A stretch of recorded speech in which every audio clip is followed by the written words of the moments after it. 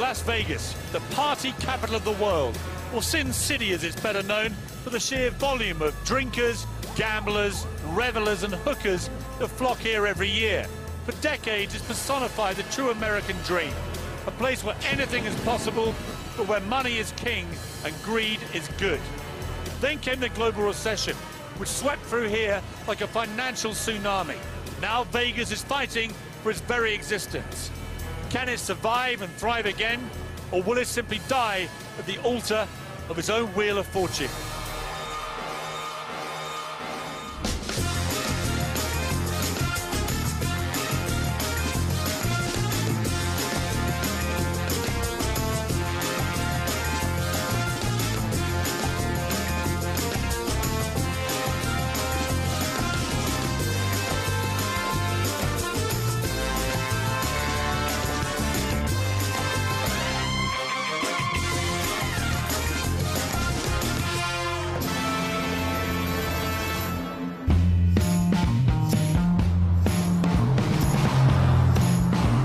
Credit crunch almost broke the bank in Las Vegas. Since it started, 3 hotel casino companies have gone bust and tourism is way down. It'll take more than that to stop the superstars coming out to play. Wow! You naughty here? Me? Never. In a city where fortunes are won and lost, Vegas became ground zero for the worldwide property crisis. You've lost $1 million on one property.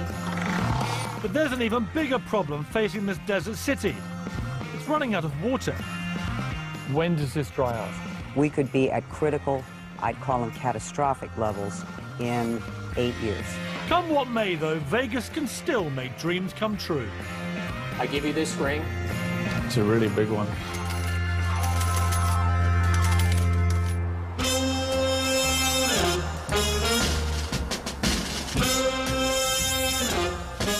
When you take a drive around the good times capital, it's hard to believe that so many hotels are in financial trouble. Instead, you're left wondering just how many billions have been spent building this city. 15 of the world's 20 largest, glitziest hotels lie along the 4-mile Las Vegas Boulevard, more popularly known as the Strip. People from all over the world swarm here to drench themselves in the year-round sunshine and revel in an orgy of fantasy and excess. It's a city where you can sleep in a pyramid and eat in the Eiffel Tower. And even 24-carat gold-plated windows. Just what I'd expect from my old mucker Donald Trump. Or how about this for over-the-top indulgence? The Hugh Hefner suite at the Palms. Now, this isn't the lobby. It's part of the 2-story apartment you get for a mere $40,000 a night. Great if you can afford it. Odd place to put a mirror, though. But for a natural athlete like myself, there's only one that really matters. The hardwood suite at the Palms. Included in your room is a basketball court. This is where the real action happens in Sin City. At $25,000 a pop, it's not exactly a free throw, though.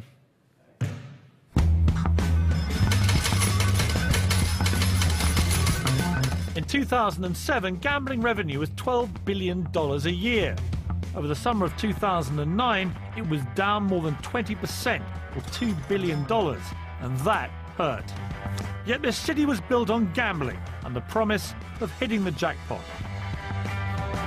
Over the years, hordes of would-be winners flocked here, and in turn, the hotels have grown and grown. The original Caesar's Palace had 680 rooms. Now it boasts 3,300, all booked by punters after one thing. They want to take one of these little things and turn it into one of these little things, because that is worth $2.5 million. In fact, the whole table is covered in $30 million. You know that old saying, what happens in Vegas stays in Vegas? Sod that, forget my soldiers. The casinos need really big spenders, the type who'll spend a few million on the spin of a wheel. They don't care if they're good-looking or refined, they just have to bet big. They're known as whales, but when they do drift into town, Vegas pulls out all the stops. Hidden away in these service streets lies a secret casino within a casino. It's called the Mansion, and it was built specifically to cater for the gambling tastes of multi-millionaires. I've been told that even by Vegas standards, this place is going to blow my mind.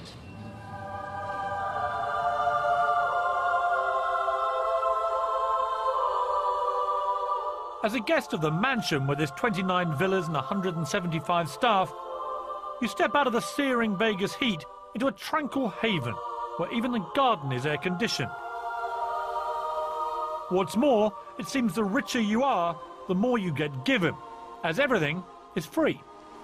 I mean, it is amazing. It's like I've been transported into Rome or somewhere, or Tuscany, you know? Oh, I'm very glad to hear that. So let me get this straight. I come in here, Yes. you give me an amazing apartment with its own pool. I have 7 or 8 staff for me alone. I come and have caviar, lobster, I have $20,000 bottles of cognac, whatever I want, Yes. and I don't have to give you anything. You don't have to give me anything. Your play in the casino dictates how much more of luxury you would like to have. So if I lost a lot of money, would I get more luxury? If you're a good customer, we'll give everything that you want to make you happy. So what makes a good customer, I wonder? I'm guessing it's not someone who spends $5 on a slot machine. To find out, I headed to the casino floor to meet the boss. If you don't mind me saying, you're not the caricature image I had of a Vegas casino boss. You don't seem to be ugly, scar-faced, or potentially likely to shoot me. I'm not. I won't shoot you today or ever. So no, the typical boss is changing. More and more females and less of us have scars. Tell me about the psychology of these guys. I mean, they're mainly men, I would guess. I think most are men, and I try to figure out the psychology because what would make someone risk that type of money? I think they're very competitive. I think they like the challenge. I just really do think it comes down to they want to beat you. And I don't really know that it ever is about the money. It's about the challenge. How rich are these guys? Really, what they start with can be easily $5 million, and that's just their gambling bankroll. Just in here? Just in here. So they'll stroll up, 5 million, off we go. Off we go. I heard that quite a few of the whales in the recession have been culled. I think the recession has definitely hurt business. There was a time when you would come in here on a Saturday and you'd see every game full, and that's certainly not the case today. I'm going to have a little go at this. You're going to play? All right. I'm going to bet $100,000 on my first hand. Okay. And I'll put 100,000 on here as well. Okay. Good luck. You don't really mean that, do you? Absolutely. 17, this one. 17. Well, I'd hold that, right? I would. And on the other one, I need a card, right? Card. You're up to 9. You're going to go again? Yep. 11. You're in good Yep. shape. 15. Think about it. I am thinking about it. What should I be thinking, Debbie? I would think stand You have to look at this one. against the 3. Yeah? I would. Okay. I'll take your advice. He's Okay. supposed to bust. I am supposed to. And I did. Hey! Well, So I've just won 200 grand. Let's just up the ante a bit here. I think that's 400,000 on each. Good luck, Tim, because Good luck to you. this could be the moment, This could be it. rather like next door, where the whale comes home to roost. Ah! God! This is what happens, isn't it? That was just arrogance, wasn't it, on my part? So come on, 200 on each. 2 on each. I didn't come here to be cowardly. I came here to clean you out. Hold, Yes. and I'll have a card. Who's got? It's horrible how quick this happens. 21. God almighty. 21, great. I've only known you about half an hour, but I already want to kill you. And we have a cheque for you to sign in the amount. Right, so that took about 90 seconds to lose $1 million. Yes, it did. Thank you, Tim. Really enjoyed my day with you. All right. Thank you, Debbie. I liked see it us again. too. Thanks, Debbie. When a casino can win $1 million in just 90 seconds, you can see why they're prepared to make their guests very welcome indeed. It really is all about indulgence in Vegas. Yes, it's flashy and even cliched, but that's part of the allure of a place in which anything goes. And with Hollywood a mere stretched limo drive away, you never know who you're going to come across next. I mean, I can think of all sorts of things I've always wanted to do. Dreams that might come true. And you know what? In Vegas, they do. Right, Paris? Vegas rocks. What do you think of Vegas? I love Vegas. I've been coming here my whole life, ever since I was 2 years old. So for every New Year's, we come with my family, and it's just like Disneyland for adults. You can gamble, you can go and just do anything here. It's crazy. You naughty here? Me? Never. Paris. You can tell me. What happens in Vegas stays in Vegas. I met a guy who runs one of the big casinos who told me that he recently gave you $250,000 to just turn up to a party. What do you have to do for that? Host the party, maybe get on the mic, say what's up to everyone, and dance the night away. I got $500 for New Year's last year. $500,000? Mm-hmm. What did you say there? Happy New Year! Tell me about the Vegas business machine, because you are a smart little cookie. I mean, I've always said to people, I've interviewed you before, and this whole is an act, right? Yeah, it is. It's kind of just a character I play. And when I'm in a business meeting, I'm a completely different person. But when I'm on, my reality television shows, just from doing this simple life, I just started doing this kind of character, the baby voice, and kind of acting ditzy. The whole dumb blonde shtick. Yeah, but it's not me. How much are you worth? I don't know. I mean, you are stinking rich. Well, I have 15 different licensees and brands, and just came out with my 9th fragrance, and Do you think you're talented? Yes. At what? At everything I do. I'm a talent show judge, so I'm trying to get to the center of your brand here. It's just about being myself and having a good time, and I'm a good singer. Well, it's been lovely getting to know you again, Paris. You too. I'm feeling a bit of a chemistry, aren't you? You are still single, right? I'm not married yet. Am I going to see you again while I'm in Las Vegas? You play your cards right, Paris. Who knows what may happen? So Vegas was built to make fantasy become reality. But just how far will casinos go to get your money? You want mug punters, right? I want losers. And I get some straight talking from a Vegas legend. Anytime you want to hook her, there she is. I mean, it's just great. Since the first gambling hall opened in the 30s, Las Vegas has always been a place with a unique selling point.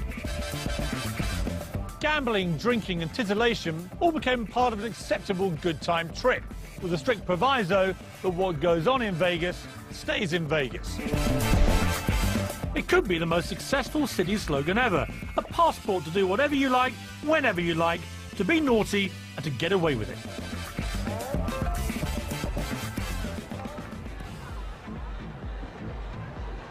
It's not even 7 p.m. and that's the Hard Rock Pool, where the partying has been going on for about 10 hours.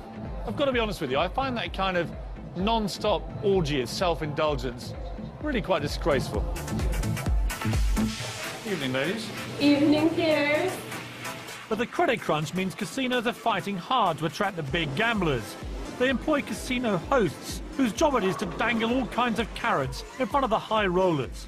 And no one dangles bigger ones than the Hard Rock's Steve Sear. Steve, here we are in the presidential high roller suite at the Hard Rock. This spectacle to my left are the lovely ladies in jacuzzi. 2 more playing the 10-pin bowling. Is this kind of normal for this suite, would you say? Definitely. It's a standard operating procedure at the Hard Rock. This table, for instance, it used to be a glass top. We've had to make it granite because the girls and the dancers kept cracking it all the time. Now, I'm told that in a city full of whales, you are the chief harpoonist. Wow. Well, how do you plead? Guilty as charged. How do you do it? I try not to do anything morally wrong, but if I happen to be at the airport and I'm in a limo and they think they're going to Caesars and we end up at the Hard Rock, that's been fun. And I'm like a Jerry Maguire. I make the deal. How much am I going to give the girlfriend shopping? Maybe your betting limits. If you lose $1 million, you only have to pay me $850. Why? Because I'm going to discount that to get you in. And it's egos. I'm an ego feeder. Tell me how you would feed my ego. I want tubs of caviar all over my suite. Easy. Look, all that stuff is fluff, smoke and mirrors. It's like well, maybe to you, mate. I mean, this is beluga caviar, pots of it. Right. You know what? It's kind of like, let's look at the simple level. UFC fights in town. You want to sit front row. You could buy that online for probably $1,000, but I'm going to get you to risk $100,000 so you can walk in and sit in the front row. You want mug punters, right? I want losers.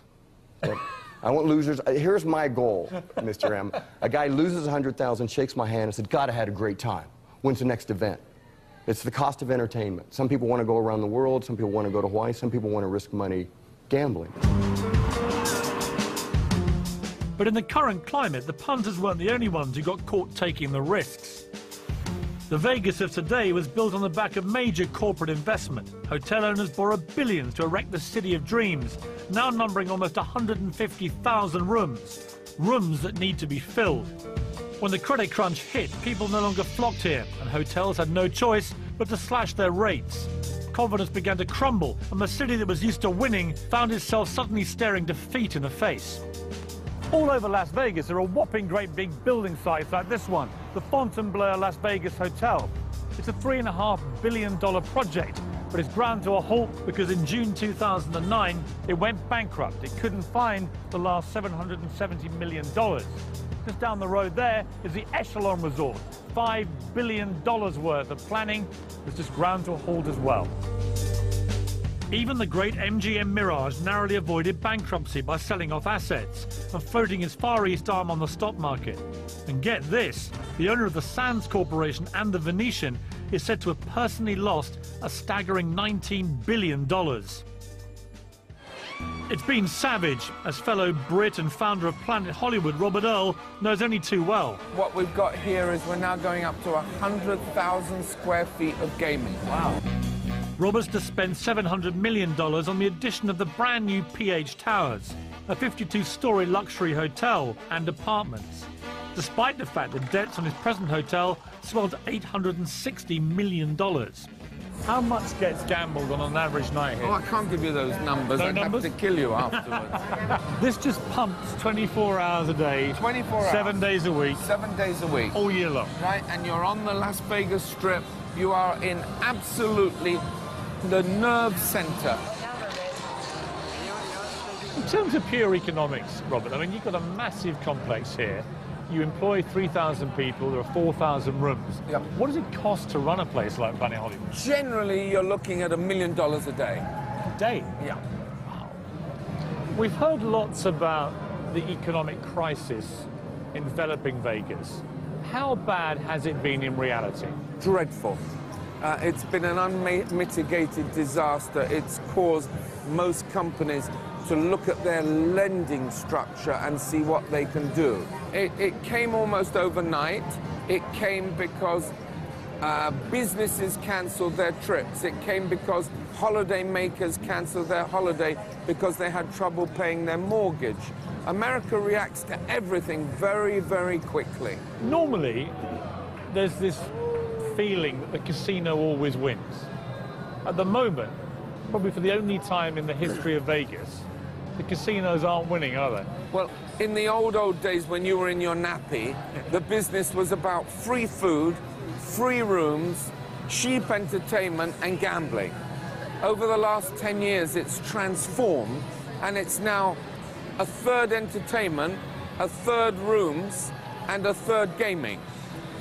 The current crisis has started to revert the place to the old days. So now people are giving away the rooms, people are giving away the food. Should we feel sorry? No. Will you show any mercy when the good times roll back? No. Do you love being Straight here, back, Robert? yes! Straight back to the jugular. Straight talking and going for the jugular are also the trademarks of one of this city's star performers. Joan Rivers first hit the Vegas Strip 40 years ago. It's my dog, Spike. Yeah. Yeah. He's anorexic. When I first came to Vegas, you drove down the Strip, and there was Frank Sinatra, Sammy Davis, Dean Martin, Anne Margaret, Elvis Presley, Barbra Streisand. It was astonishing. So it was kind of the holy grail of entertainment. That's when you knew you were a big star. What is it that's special about Vegas for entertainers? There's such energy. Well, it's incredible energy, isn't it? Everywhere you go, 24/7. Oh, anytime you want to hook her, there she is. I mean, it's just great. It's like coming to a giant cocktail party. You go, oh, Bet's here. Oh, Elton's here. So you all meet after your shows. What is the greatest single performance you've ever seen in Vegas by anybody?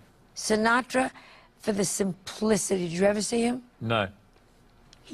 I do the same thing. Because I learned, he didn't get announced. And now, ladies and gentlemen, the world's great. No. He just would walk out. And he once said to me, if they don't know why they came, they shouldn't be.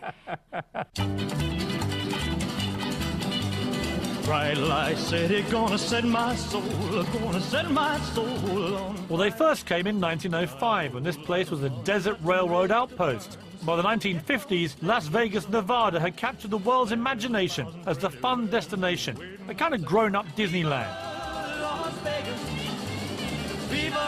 People have always come for the glamour, the gambling, and to take advantage of Nevada's liberal marriage and divorce laws. Ah, yes, and for something else. Topless Girls first debuted on the Strip in 1956, and as Joan Rivers hinted, sex still sells, but its look don't touch. Well, that's the theory anyway. Sin City has the world's biggest strip clubs, but prostitution is illegal. You wouldn't know it, though, as 10,000 hookers are believed to be working outside the law. One man who embraces the very image of Sin City is its mayor, Oscar Goodman. Like Vegas, he's loud, showy, and not to be messed with. He was once a criminal attorney for the mob. Hi, Piers. Hey, Goodman, how are you? Lord Mayor to you, please. How are you? I'm very well. Welcome to Las Vegas. This is an empire. Now, you are the most popular mayor in the history of Las Vegas. In the history of the world. How have you done it, Oscar? I mean, what is your just secret? myself, you know. I haven't changed my habits. I like to drink. Excellent. And love to gamble with both fists. I'll bet on a cockroach as to which way it's going to move. So that's me. I can't help myself. Let's talk about Vegas for a moment. Obviously, it's no secret that Vegas is going through a bit of a rough patch with the recession. Some parts are having difficulty. Our basic premise is very sound here. We are the tourist destination of the world. We've got the most beautiful hotels. We've got the greatest shows in the world. So we have to come back. It's inevitable because people need Vegas. They need a place where they're able to really enjoy themselves. They're able to go to the cusp of legality. You're quite a controversial mayor. Not me. You did suggest you might remove the fingertips of graffiti artists. No, the thumb. Oh, the thumb. I mean, that's what, I understand, that's what distinguishes us from other primates. I haven't seen any Picassos out there, okay? If I saw a Picasso, I might say there's some artistic form there. But these are punks, off of the thumb. You are a lawyer. I am a lawyer by profession. I used to represent all the reputed mobsters around here, so I have an idea of what the old Las Vegas... I was a bit concerned about that. Well, you have every reason to be concerned if you keep on questioning me the way you are. I mean, look, how does this go? If this interview goes badly, I mean... You may get whacked. To be serious, you would like to legalize prostitution? No, I think that anybody who says they don't want to discuss it, they're either an ostrich or ignorant. The way I see it, women are being degraded right now, if we're going to be perfectly honest. There's no monetary benefit to society as a result of their activity, which is extant. But it sounds to me, Oscar, like you're presenting an argument for legalizing it, aren't you? But on the other hand, I recognize that there's a moral aspect, a religious aspect, and a feminist aspect to it. I would argue to you that there is a form of legalized prostitution already here in Vegas. Let me show you something. I picked these up earlier. I walked down the Strip, right, and I collected these. You dirty old man. They're not the conventional playing dirty cards. old man. Now, what are these? What are these? I assume they're very pretty girls, that's for sure. But I assume that they're ads for young ladies to be escorts. So why aren't the people that do this being arrested? Oh, many of them are. They're everywhere. They're all down the Strip. Well, in America, thank God, there's such a thing as free speech. And unless it's obscene or pornographic, it is protected. If you're a Brit watching this, Oscar, should they see it as Sin City? I hope so. The one thing, no, I'm very serious. We have that mystique that no other place has, the mystique of the mob, our founding fathers. And I don't want to lose that, but to have a good time, to let your inhibitions take you over, I think that's great. And busy having a very good time is one of the worst gamblers Vegas has ever seen. Oh, it's red. Unlucky slide. Come to daddy. Unbelievable. And the odds on Vegas's future aren't looking too good either. The water's running out. When does this dry up? We could be at critical, I'd call them catastrophic levels, in 8 years. A couple of years ago, Vegas was the fastest growing city in America. 50,000 people a year moved here as property and land prices exploded. It was a land of milk and honey, where whatever background you came from, you could still strike it rich. But then came the credit crunch. The casinos hit problems, they shed jobs, the dream soured. Very quickly, Vegas became the fastest again, only this time for foreclosures. It was the ground zero of the worldwide property crash. In just 3 years, unemployment tripled to almost 14%. Hastily abandoned properties lie dormant everywhere. The electricity cut off and the once lush lawns dying. Even whole shopping centres lie empty, like eerie ghost towns. The mistakes of the casino owners were made on a smaller scale by thousands of Nevadan homeowners. They simply borrowed too much. In fact, added together, all the losses are estimated to total $330 billion of America's banking debt. One of the areas hardest hit was Lake Las Vegas. We're only 20 minutes away from a Las Vegas strip pier, yet it couldn't feel more different. There's a serene man-made lake, the stunning Ritz-Carlton resort with its own private beach. This place was conceived as a kind of symbol of success, but it's become more of a monument to the recession. Let me tell you why. Some of those properties over there across the water were trading at $8 million each this time last year, at the height of the boom. Now you could pick one up for just over 50% of that. It's become happy hour. And if you're in the mood for a bargain, well, it's buy one, get one free. 10 miles away in the area of Rhodes Ranch, I'm meeting Mark McGarry, a Brit who came to Vegas 20 years ago. As a mortgage broker, he thought he'd hit the jackpot when he began buying and selling houses for his own portfolio. We had some great parties in there. Did you? Yeah, we really did, yeah. Now he and his family have been forced into rented accommodation while they try to sell the home they built from scratch. When you were doing well here, how well were you doing? About 4 years ago, we actually made nearly $1 million. And you were selling mortgages? Yeah. Ironically? Yeah. In the property gold rush in Vegas, what was it like? Well, between mortgage agents and realtors, there was nearly 50,000 people out there making money. 50,000 people in the property game in Vegas, out of 2 million, all making loads of money on property. You couldn't go wrong. And how did you spend it? We bought 6 houses and their cars. At the peak of the market, you bought this place for how much? $1 million. $1 million. What do you think it's worth now? I'd say about $550. Nearly half price. Yeah. In a year. In a year. Yeah. And at one point, it was worth 1.4. Yeah, it actually went up to 1.4 million. So you've lost $1 million on this place. And on one property.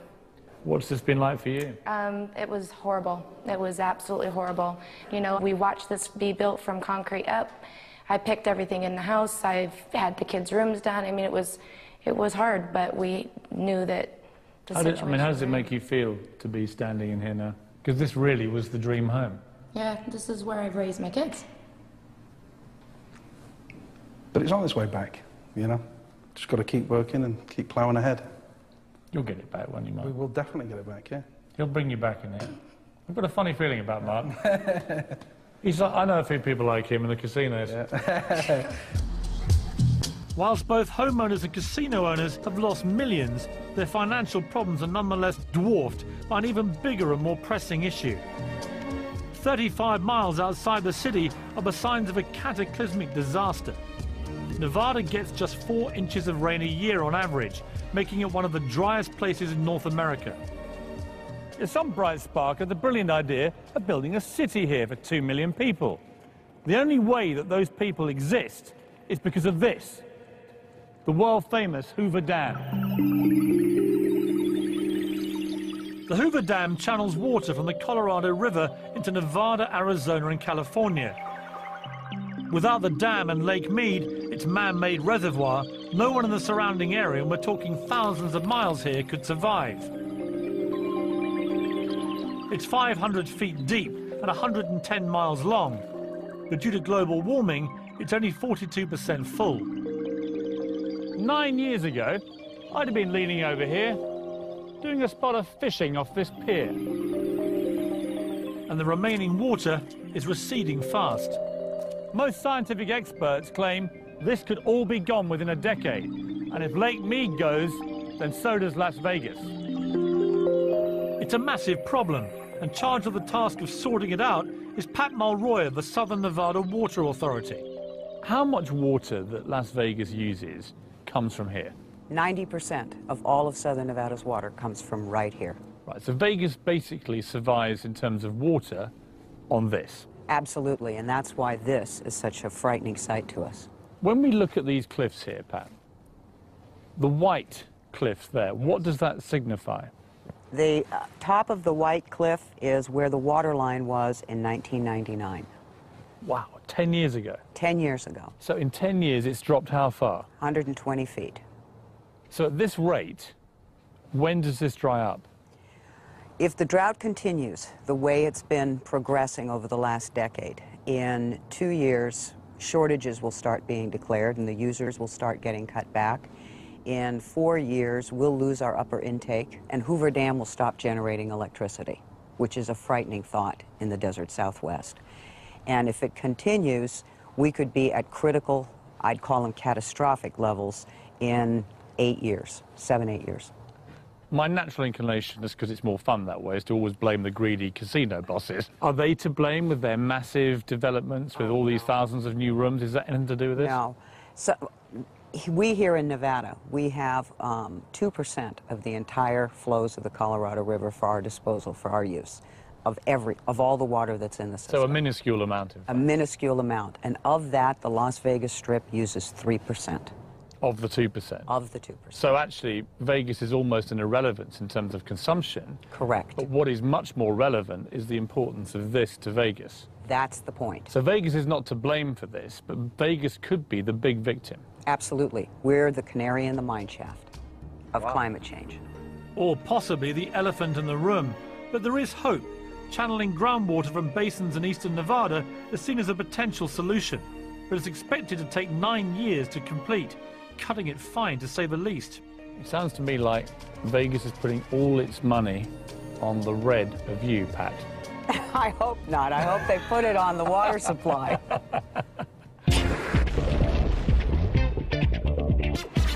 So, gambling revenue is down, tourism on the slide, and the water's running out. But Vegas isn't about to throw in the towel. Historically, it's always been a bold city, a survivor that swum against the tide, even if now there isn't much of a tide left. And if its macho fighting spirit could be summed up in one personality, it would surely have to be this one. That's my baby. Incredibly, Sylvester Stallone is still making hit movies nearly 35 years after he burst on the scene with Rocky. His latest film, The Expendables, features all his old mates, from Arnold Schwarzenegger to Bruce Willis and Jason Statham, and is set to be the action blockbuster of the year. Are you crazy? You're gonna kill me! You're welcome! But when Sly is not working hard on set, he likes nothing better than jetting over to Vegas. In your prime, when you were a young man coming to Vegas, what would a Sly Stallone night involve? Probably sleeping all day long, kind of getting on, you know, the Dracula diet. You know, you sleep all day, up all night, and then we go to a fight.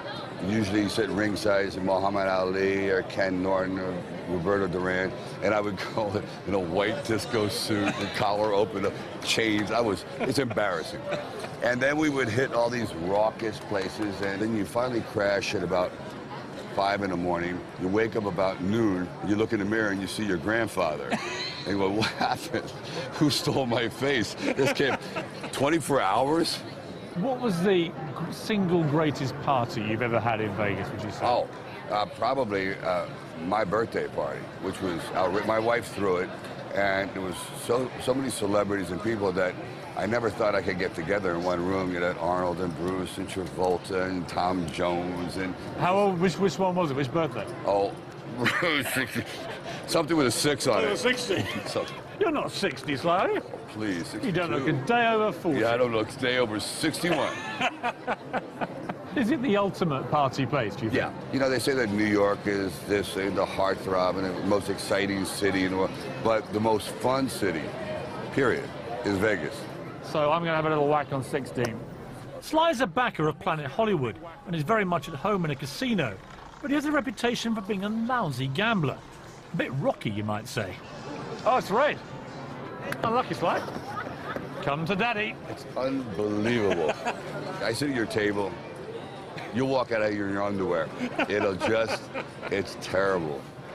Vegas is going through a few problems at the moment. Would it be a great tragedy, do you think, if Vegas was to end as we know it? Oh, my God. Talk about universal mourning.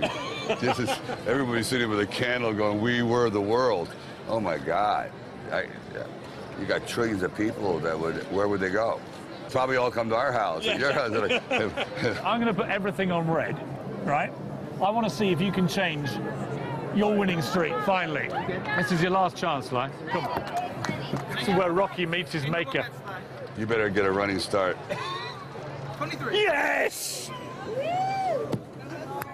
Pow! You're the man.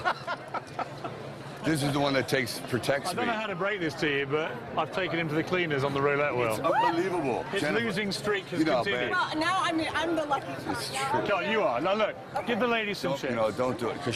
Put it all on either colour and see if you are the lucky one. All right, all on black, the whole right? Stallone reputation in casinos rests on this. If she wins, I'm divorcing her.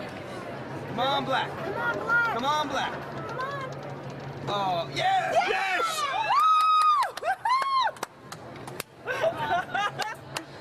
Sly. What a revolting development this is. Look at baby. Even your wife's a better gambler than you. I told you that. You are the worst gambler I've ever seen. Exactly. No, I'm the best because hire me and do exactly the opposite. And you'll be a rich, rich person. But there's one man who's hit the jackpot without risking a cent. You are the $100 million man. That's what they're saying.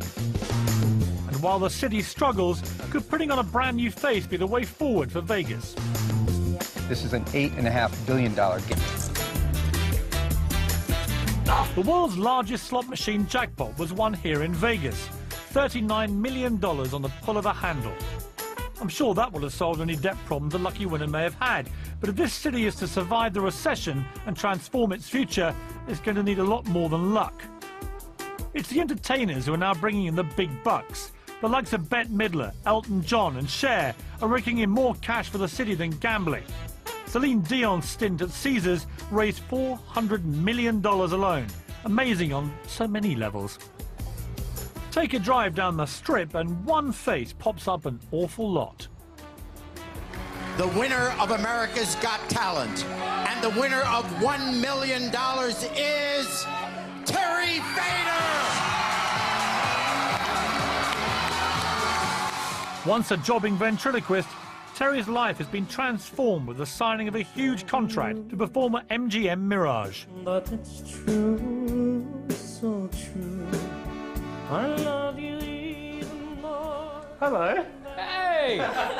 Playing games. How are you doing? Terry Fader. See you. How are you? I'm doing great, Lovely man. to see you. Terry, I mean, I've basically come here for one reason. I want my cut of the money. Well, I appreciate what you did to help me get here. I do, but you're not getting any. No, I didn't think so. I didn't think so. Let's cut to the quick. What was the deal you signed? Well, I'm not supposed to talk numbers. I know it's vulgar. But there are millions of Britons watching this now who just want to feel sickened about what happened next, as much as I do. I'm not allowed to talk numbers. You can talk numbers if you want. I believe, because I was in Vegas at the time, Yes. and I believe we were talking $20 million a year for 5 years, which, unless my maths is failing me, Terry, means you are the $100 million man. That's what they're saying. I mean, I heard that's the biggest deal on the strip, that you are the biggest star. There's never been a ventriloquist that headlined in Las Vegas, ever.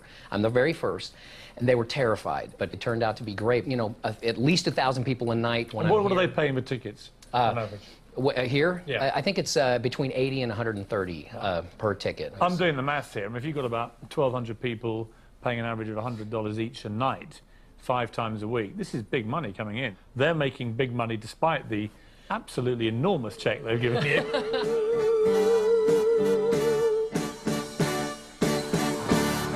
Wow. Vegas has always wanted your money. But now it wants you to spend it on shows, on partying in its new nightclubs, eating in one of its 17 Michelin-starred restaurants, or shopping in one of its, frankly, enormous malls. You see, Vegas is becoming a new city, one with a very small G for gambling. And they're aiming to kick things off with a bang.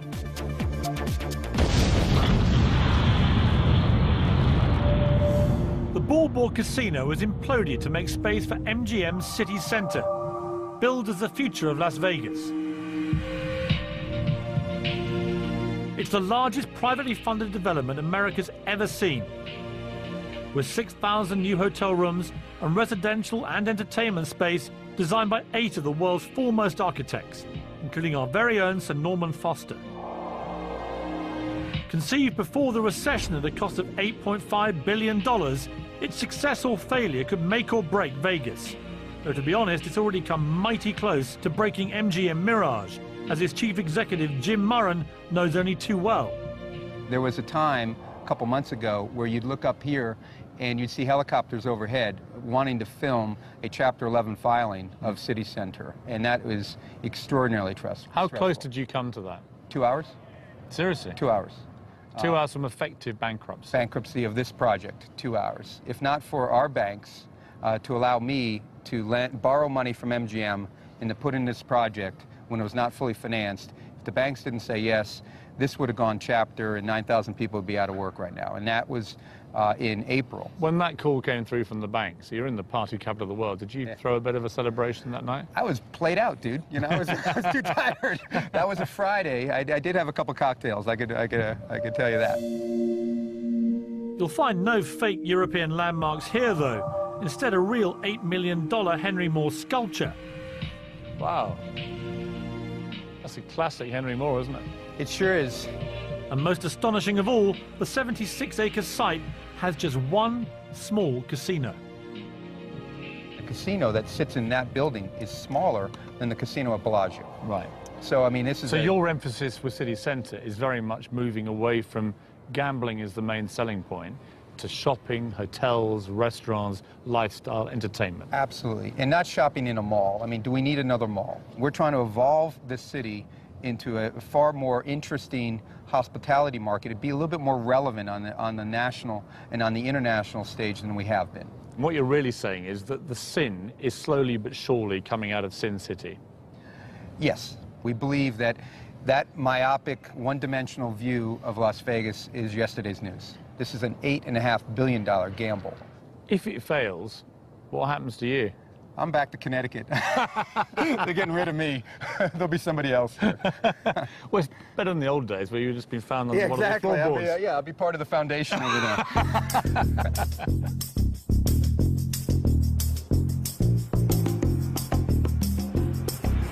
So is the party over for Las Vegas, or has it just begun?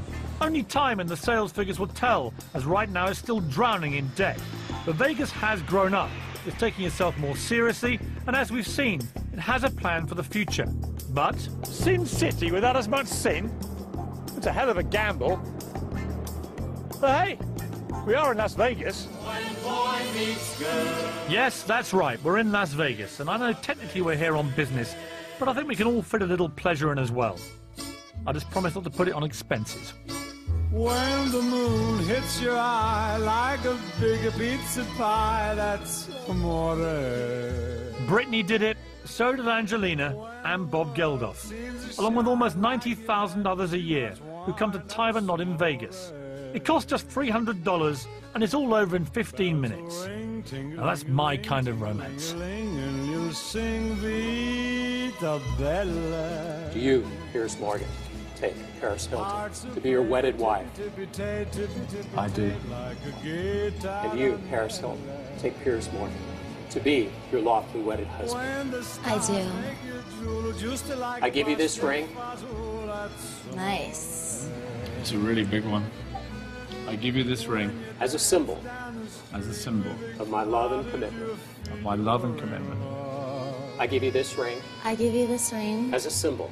As a symbol. Of my love and commitment. Of my love and commitment. By the power vested in me by the laws of this state, I do now pronounce you husband and wife. Piers, you may kiss your wife. Thank you. Remember, Piers, what happens in Vegas stays in Vegas. But I'm keeping the ring.